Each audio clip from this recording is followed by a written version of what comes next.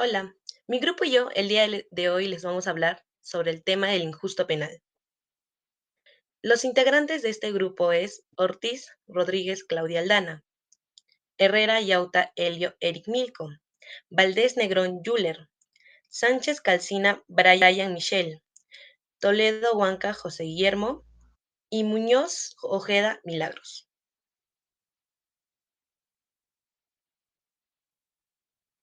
El índice: 1. ¿Qué es?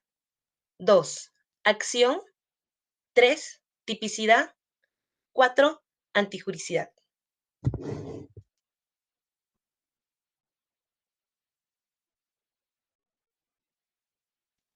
1.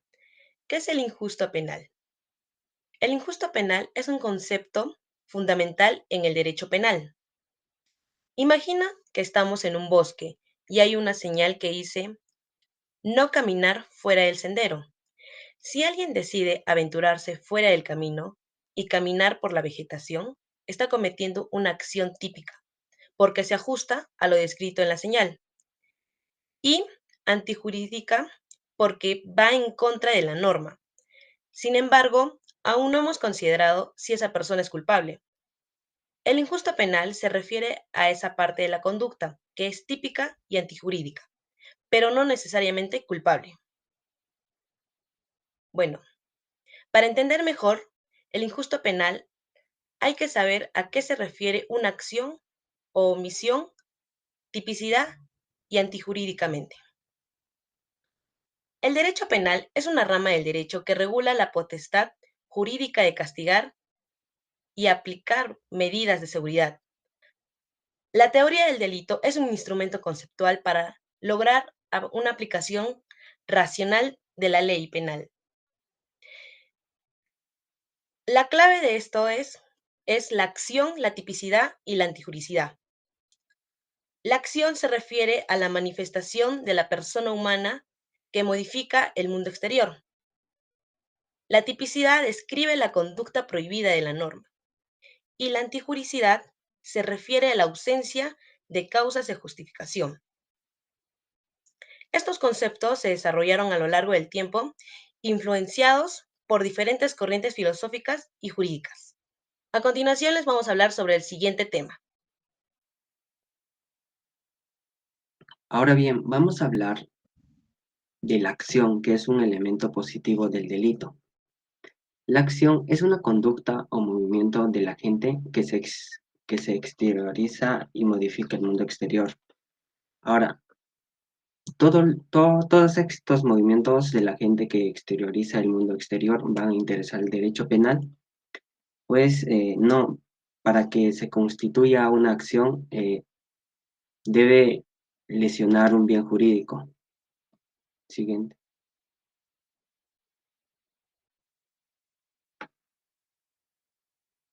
Ahora bien, vamos a hablar del concepto legal de la acción. El comportamiento humano voluntario y consciente que constituye un delito y que cada delito tiene su acción legislada por su verbo rector, es que está tipificado en el Código Penal.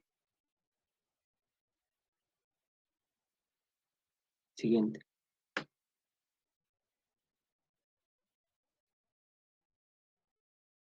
Por otro lado, el concepto onticontológico de la acción. Para el derecho penal, el concepto onticontológico de la acción se refiere a la realización concreta de una conducta en una situación real.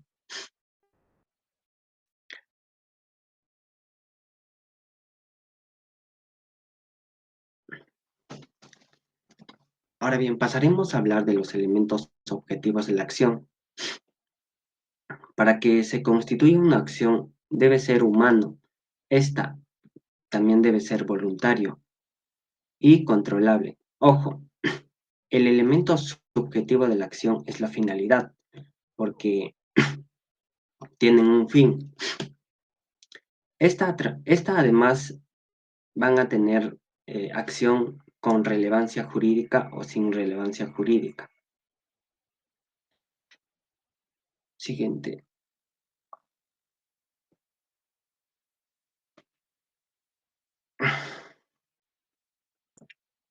Por otro lado, hablaremos del elemento negativo que es la fuerza física irresistible. Bueno, esta es una potencia que sumerge al forzado en un estado de incapacidad para controlar sus movimientos corporales. Ahora bien, la intervención de un ser humano sin voluntad. En este caso existe una desconexión cerebral mientras se comete un delito. No hay, no hay esa capacidad de controlar estos movimientos. Por ejemplo, las personas con algún tratamiento cerebral.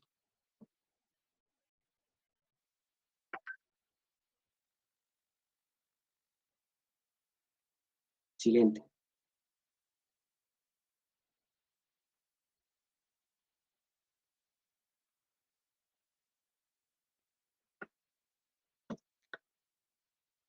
Por otro lado, como elemento negativo es la no exteriorización. La acción no exteriorizada es el pensamiento o el pensamiento no constituye un acto delictuoso, pues solo está en el interior de la persona o sujeto.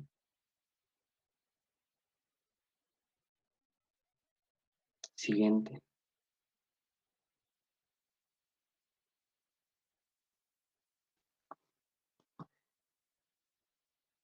Ahora bien, elemento negativo, fuerza física irresistible llamada también vis absoluta. Esta se clasifica en dos: fuerza física irresistible de carácter interno, pues esta proviene del interior de la persona.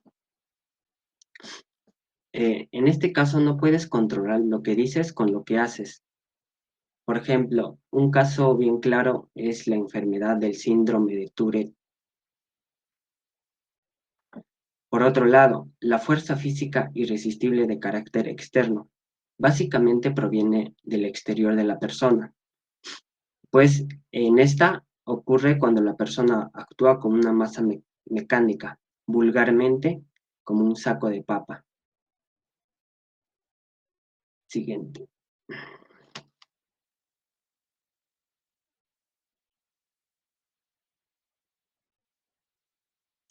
Ahora, este elemento negativo también tiene sus requisitos. Tiene que existir una fuerza física, que esta fuerza física sea irresistible o incontrolable. Que esta fuerza física incontrolable o irresistible provenga de un tercero o de la naturaleza o del interior de la persona. Siguiente.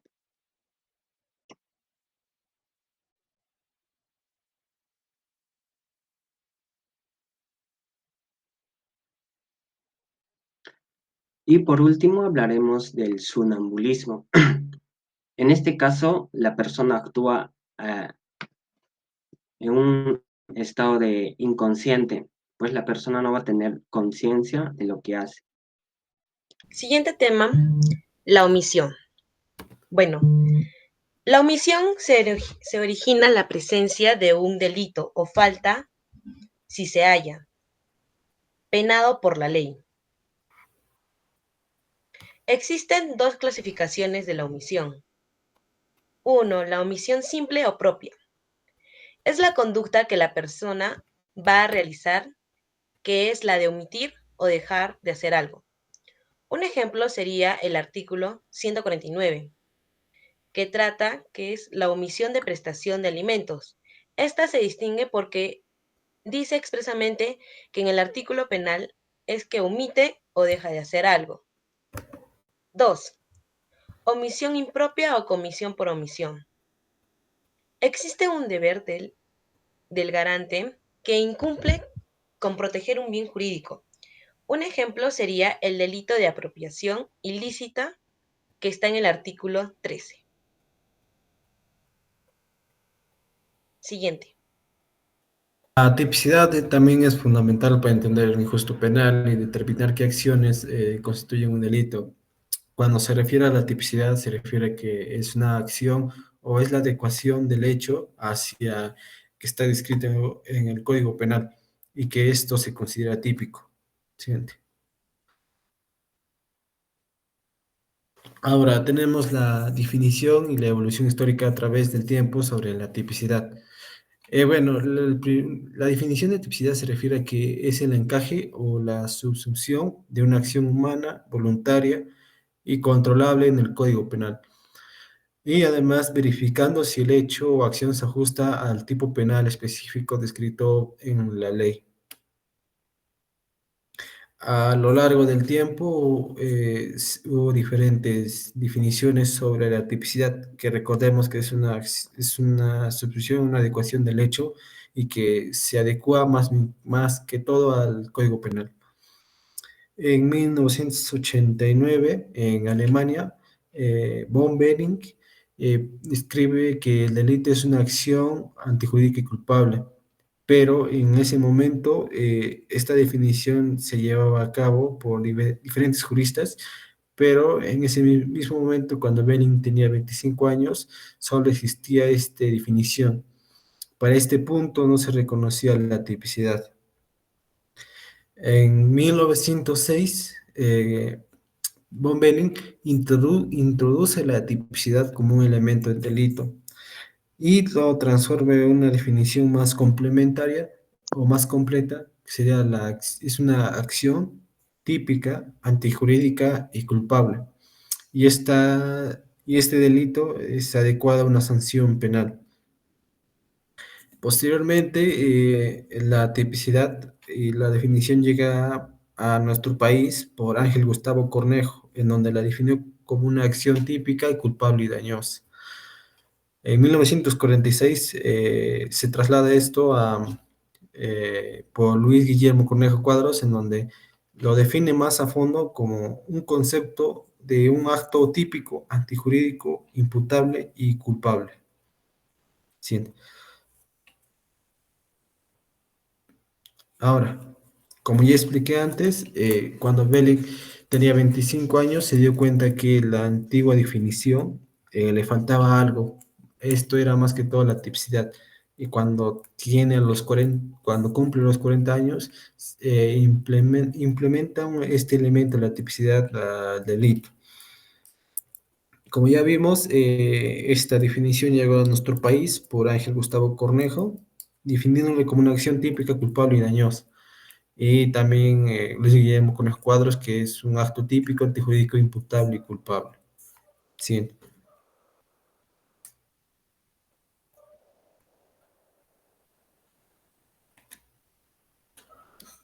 Siguiente.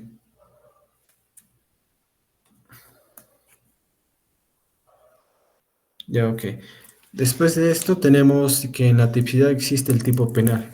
El tipo penal se refiere a la figura abstracta en la cual el legislador puede hacer una descripción gráfica en la ley que define conductas que son consideradas delictivas y que éstas merecen ser sancionadas. Por ejemplo, el artículo en los que se habla sobre el robo, el tipo penal sería el que, o más que todo, sería todo ese elemento o todo el artículo que estaría el verbo rector, el contexto, las circunstancias y el sujeto. Pero ahora la tipicidad se refiere que es a un cumplimiento de todos los elementos que pueden describir el delito específico establecido en la ley. Básicamente es la adecuación o la suposición de ese hecho y que cumple con todos los elementos que están descritos como un delito y que anteriormente estaban descritos en la ley penal. Ahora, la tipicidad desarrolla varias corrientes como el causalismo valorativo, el causalismo naturalista y el finalismo, hecho por Ernest von Behring. El causalismo valorativo define algunos de elementos de la tipicidad como elementos subjetivos y subjetivos, pero que el naturalista describe elementos eh, descriptivos y subjetivos.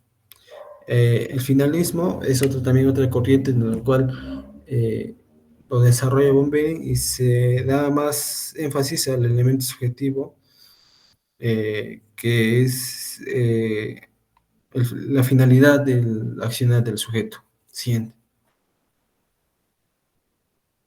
Ahora, la clasificación de tipos penales tenemos como de los delitos comunes y los delitos especiales. Los delitos comunes pueden ser ejercidos por cualquier persona y sin una condición específica. Son acciones delictivas generales, por ejemplo, todos los que están tipificados en el Código Penal, pero los delitos especiales tienen la condición de tener una condición muy específica y que están descritas en el Código Penal, por ejemplo, los propios, en la cual se necesita que el agente tenga una cualidad especial, por ejemplo, una posición característica, una posición social y características personales. Un ejemplo de ello sería el funcionario, que es muy específico. Ahora, los impropios se refiere a aquellos delitos especiales que se refiere a una figura, y esta figura o este sujeto tiene una relación legal o de parentesco. Un ejemplo de ello sería el casado, por ahí decirlo, en el artículo de la bigamia. Para la clasificación de tipos, tenemos los delitos de lesión y los delitos de peligro. La lesión se considera un daño apreciable al bien jurídico. Por ejemplo, el homicidio que daña o lesiona el bien jurídico de la vida. Pero los de peligro ponen en riesgo el bien jurídico. Aun si no se ha concretado la lesión, pone un bien jurídico porque se puede producir. Por ejemplo, conducir en estado de ebriedad puede estar poniendo en peligro la vida porque no se sabe si es que al estar conduciendo puede atropellar a alguien y por ende podría lesionar el bien jurídico de la vida. Ahora tenemos los delitos de peligro abstracto y los delitos de peligro concreto. Los abstractos se refiere más que el tipo penal no es necesario que ocurra un daño muy efectivo, sino se constata de que es un peligro que está abiertamente y que podría dañar en un futuro o en el mismo momento el bien jurídico, por ejemplo, la tenencia de armas sin licencia.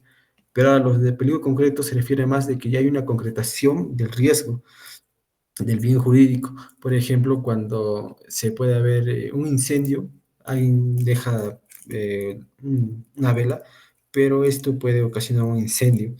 Este peligro es más que todo concreto y se puede exteriorizar al mundo. Se puede exteriorizar al mundo. Siguiente.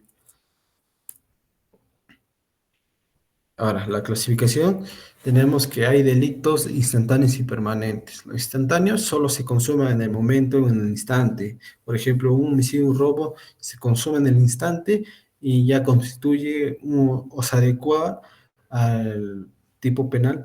Pero los permanentes son aquellas conductas delictivas que perduran en el tiempo y no desaparece hasta que el autor realiza o termina la acción específica para poner fin al delito. Por ejemplo, el secuestro o lavado de activos. Siguiente. Ahora, tenemos algunos elementos objetivos y subjetivos. Los objetivos se podría decir que son aquellos en los que podemos sentir con nuestros cinco sentidos. Sería como el sujeto activo, que es el agente que lesiona el bien jurídico, el sujeto pasivo, que es el titular del bien jurídico al que se lesionó. Tenemos los medios, del cómo se hizo, o qué elementos o qué instrumentos usó el agente para cometer el delito mismo, el modo, el cómo lo hizo para cometer la acción, el tiempo y el lugar. El tiempo es en qué momento y el lugar en qué lugar ha cometido esa sustitución del hecho para que esté sancionado. A los objetivos nos referimos más al dolo y la culpa. El dolo es la intención del agente de dañar el bien jurídico. Este se puede decir que contiene la voluntad y el conocimiento de la gente y se parte en, en dos corrientes, el dolo causalista y el dolo finalista. El dolo causalista era antiguamente eh, se tenía el concepto del dolo que no estaba en la tipicidad, sino estaba en la culpabilidad. Pero Bombeling, perdón, sería Wetzel. Wetzel traslada el dolo al dolo finalista y lo pone junto con la culpa y el dolo en la tipicidad. Posteriormente, Y ahora, ¿qué es la culpa? La culpa es la intención del sujeto de ocasionar un daño al bien jurídico, pero no era, su intención inicial no era, pero debido a las circunstancias logra lesionar un bien jurídico, aunque su intención desde un principio no era lesionar el bien jurídico. Siguiente. Ahora, tenemos distintas clases de dolo. Tenemos el dolo directo de primer grado, el dolo indirecto de segundo grado o dolo de consecuencias necesarias y el dolo eventual. El dolo de primer grado se consiste en que el sujeto activo tiene la intención de cometer un delito y lo ejecuta directamente. No hay ninguna intervención o una circunstancia que lo modifique. Ahora, en el segundo, el dolo indirecto o de consecuencias necesarias, el agente sí tiene la intención de cometer el resultado, pero para ello debe ocasionar algunos daños adicionales para cometer su finalidad.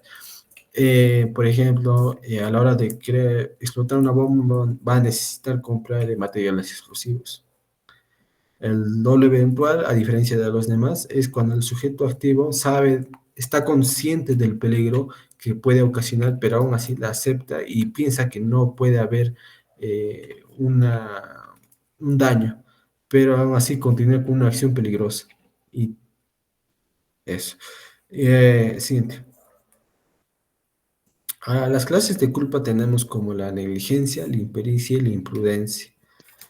La negligencia es cuando se omiten las normas necesarias que se establecen desde un principio como protocolos y que estos pueden ocasionar un daño. Un ejemplo sería no esterilizar la sala, no, desde el punto de vista de un médico o quizás algunos protocolos ya establecidos y que el médico pueda omitir. La impericia se va más que todo a lo general. Este es cuando un sujeto ejerce una profesión en la que no tiene los conocimientos o no se le ha validado para ejercer su profesión y por lo tanto puede entrar en un tipo de culpa.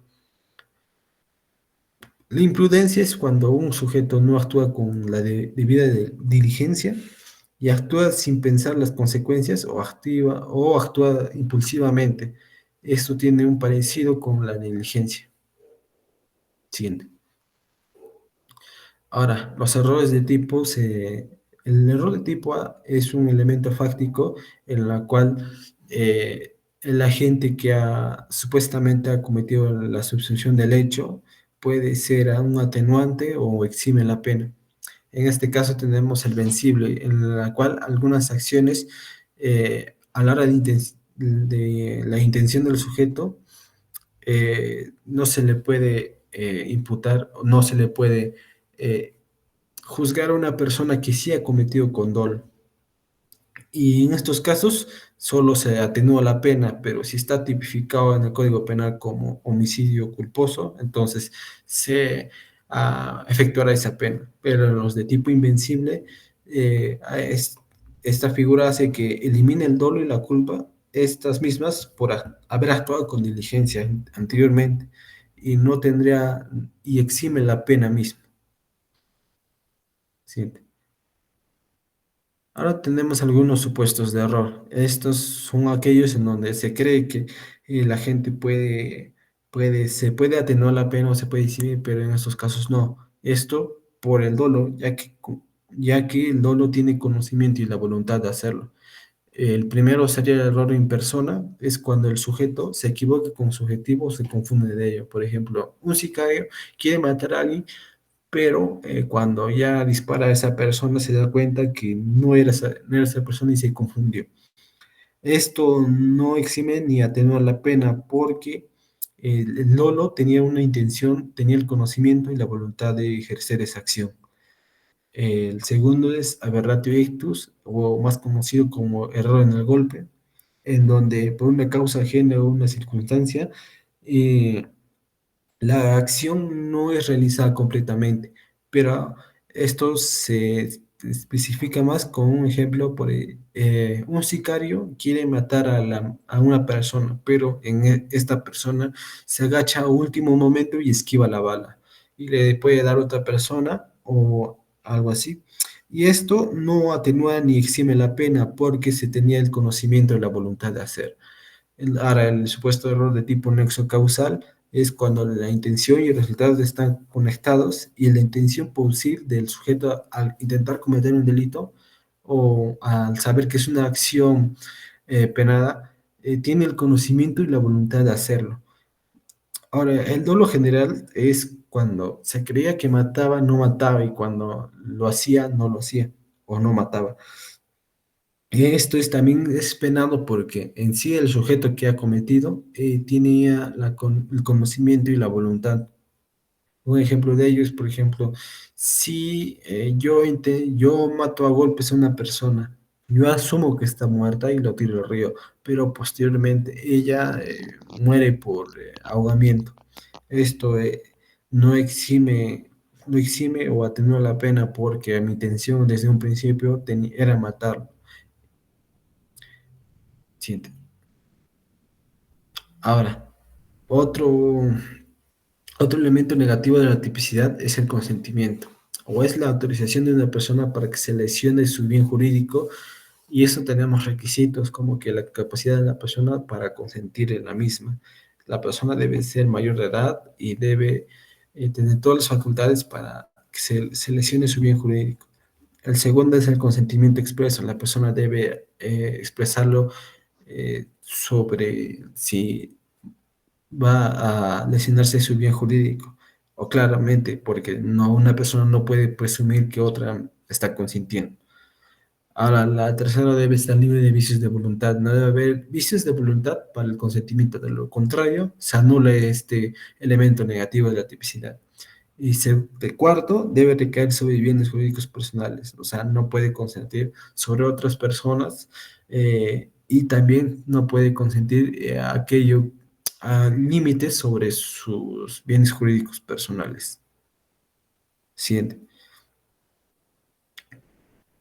Ahora, para revocar el consentimiento tenemos unos tres requisitos: que sea antes de la realización de la conducta, que puede ser, por ejemplo, ya no querer hacerlo, y para esto debe serlo antes de que la conducta se haga, si no, de lo contrario, no es válida. Debe ser expresa en donde debe exteriorizar su intención de revocar el mismo consentimiento. Y el tercero, al momento de revocarse el mismo, debe ser expreso y debe asimilarlo con la otra persona. Este revocamiento del consentimiento debe, como ya dije, debe ser también expreso. Siguiente.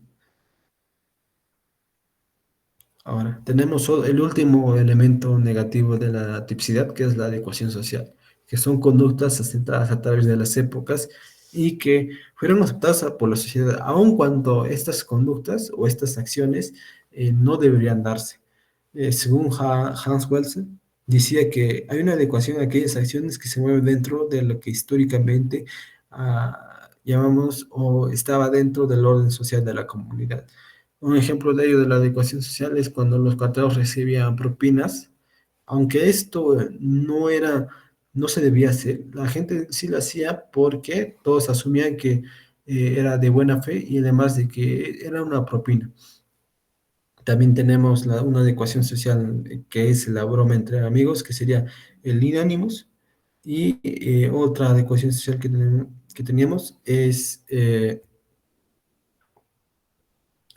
cuando eh, tus, a la hora de que tus padres te regañaban de niño, aun si esto constituye algún tipo de lesión, la gente asumía o aceptaba ese hecho por la sociedad.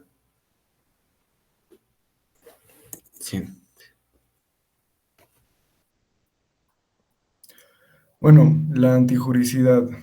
Para explicar qué es la antijuricidad en términos sencillos, es cuando una persona comete alguna conducta que va en contra de las normas. O- pero en un concepto legal, no necesariamente la acción de una persona constituye un delito si ésta en su presencia tiene alguna causa de justificación. Las causas de justificación ya se verá más adelante.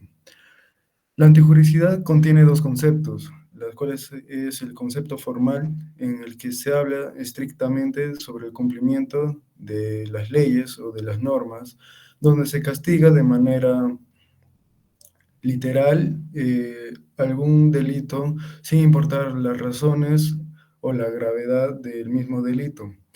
Ahora también tenemos la concepción material.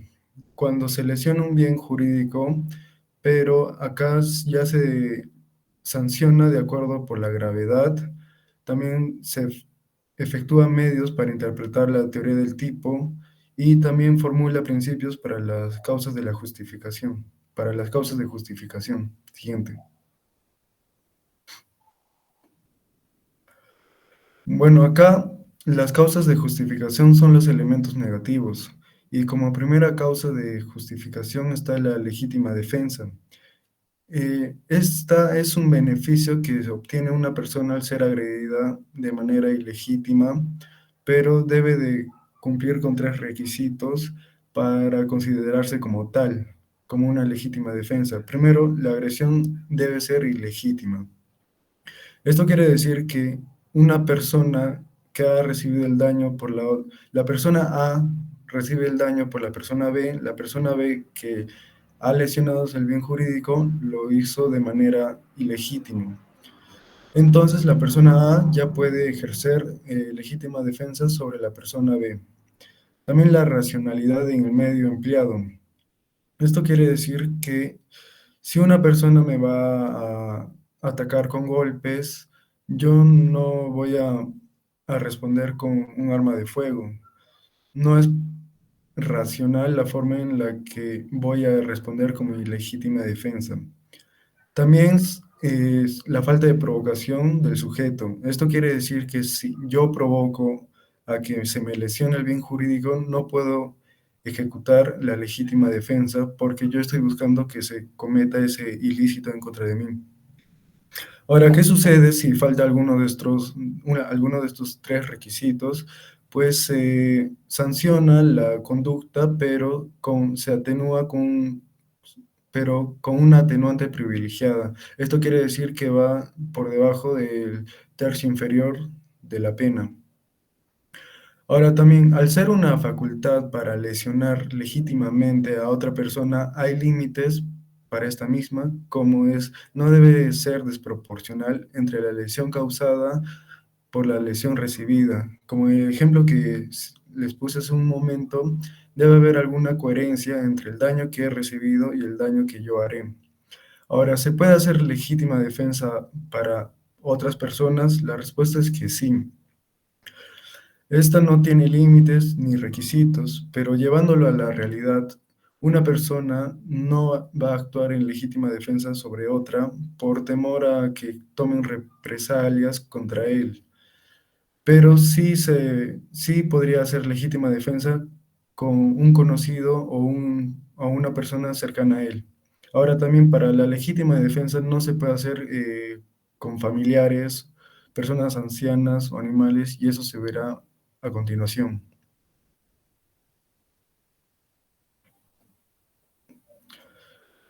Bueno, el estado de necesidad defensivo o agresivo. Este se basa únicamente en el principio de subsidiariedad. Esto quiere decir que primero debo de buscar ayuda si se me está lesionando o se me está agrediendo ilegítimamente mi bien jurídico, debo de buscar ayuda y como última alternativa ya poder ejercer fuerza o agresividad sobre la persona que me está agrediendo. Y esto se parece a la legítima defensa, pero a diferencia de esto debe de haber lazos sanguíneos o legales con la persona la cual te está agrediendo. También debe ser una persona de la tercera edad, personas con problemas mentales, menores de edad, animales. Siguiente.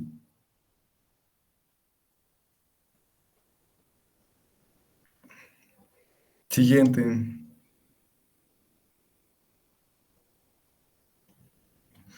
Ahora, el estado de necesidad justificante.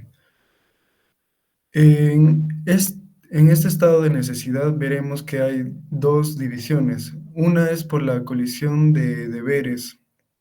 Esto quiere decir que si se me presentan dos deberes en las cuales yo estoy obligado a cumplir. Simplemente con cumplir una, ya estoy respondiendo correctamente al derecho, porque yo no puedo responder al ser un ser humano, no puedo responder por las dos responsabilidades al mismo tiempo.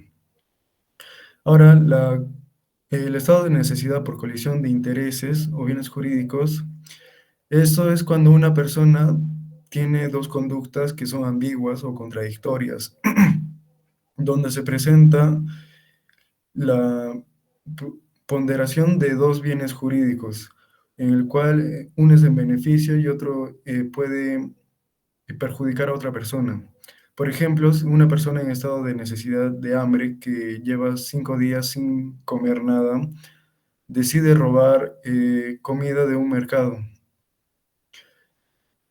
No se actúa como un estado de necesidad justificante por colisión de intereses porque él está interesado en sobrellevar su vida. Entonces, pero para esto también debe haber algunos requisitos, las cuales son, debe existir una situación real de necesidad. Debe haber una diferencia entre los bienes jurídicos y si no hay estos dos requisitos, no se puede considerar como un estado de necesidad por colisión de intereses. Siguiente. Ahora el consentimiento. El consentimiento tiene una doble naturaleza. Primero es en la tipicidad, que actúa como causa de atipicidad, y en la antijuricidad actúa como causa de justificación. Pero a diferencia de la tipicidad, el consentimiento en la antijuricidad se conoce como consentimiento presunto, porque el titular del bien jurídico por alguna razón no puede expresar su voluntad sobre la lesión de su bien jurídico. Y esto se debe a unas situaciones de peligro, pero siempre se debe de tomar este consentimiento presunto en beneficio al titular del bien jurídico. Esto quiere decir que no se le puede lesionar, no se puede tomar como consentimiento presunto para violar a una persona, ya que una violación no es en beneficio para ninguna persona. Ahora también está la subrogación del consentimiento, y esta se vuelve una causa de atipicidad si no se subroga el consentimiento. ¿Y qué diferencia hay? Si una persona con algún lazo legal o consanguíneo de la persona titular de bien jurídico está presente para consentir, para que se le vulnere el bien jurídico de manera momentánea, ya es esa persona como titular de su consentimiento. Él decide por la persona que no puede expresar su consentimiento. Ahora, los requisitos del consentimiento presunto son que la persona que haga uso del consentimiento presunto debe tener una capacidad necesaria para efectuar un juicio hipotético sobre lo que realmente quería el titular del bien jurídico. También la persona que haga uso del consentimiento presunto actúe libre de vicios. Esto quiere decir que no debe estar bajo la influencia de ninguna sustancia. También el consentimiento presunto debe ser usado de manera excepcional.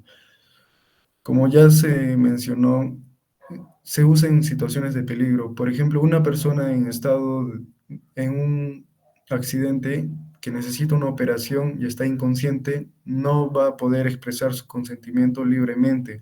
Entonces los doctores tomarán por consentimiento presunto que él quería que lo operen para salvar su vida. Eso es todo. Gracias.